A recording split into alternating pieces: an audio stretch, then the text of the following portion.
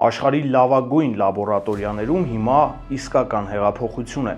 Նրանք փորձում են կոտրել ծերացման կոդը մի քանի ուղղություններով։ Բաժանորդագրվեք ալիքին ու մի թեթև լայքեք վիդեոն, իսկ ես պատմեմ։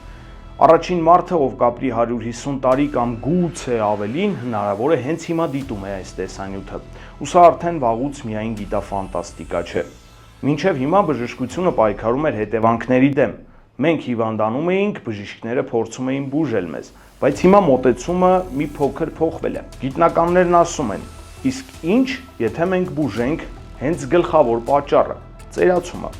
Պատկերացրեք ունենալ 90 տարեկանի կենսափորձ ու իմաստություն, բայց 30 տարեկանի էներգիա եւ առողջություն։ Այս պահին աշխատանքները տարվում են մի քանի հիմնական ճակատով։ Նախ տելոմերները։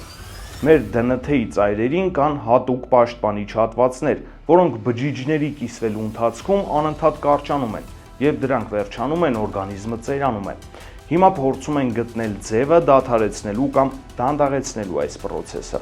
Երկրորդը զոմբի բջիջներն են։ Սրանք այն բջիջներն են, որոնք ծերացել են, բայց չեն մահացել։ Դրանք ուղղակի մնացել են մեր մարմնում ու վարակում են առողջ բջիջները։ Արդեն ստեղծում են դեղամիջոցներ, որոնք պարզապես կմաքրեն մարմինը այս զոմբիներից։ Եվ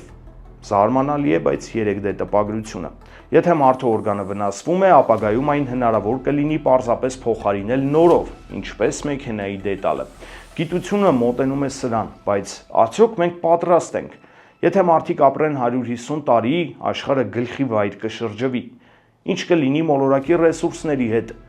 Իսկ աշխատանքը պատրաստ ենք մենք աշխատել նույն մասնագիտությամբ 100 տարի անընդմեջ։ Ու ամենակարևորը, հոգեբանորեն կդիմանանք այսքան երկար կյանքին, կպահպանենք կյանքի հանդեպ մոտիվացիան, թե մի պահի այն կդառնա ուղղակի անտանելի ձանձրալի։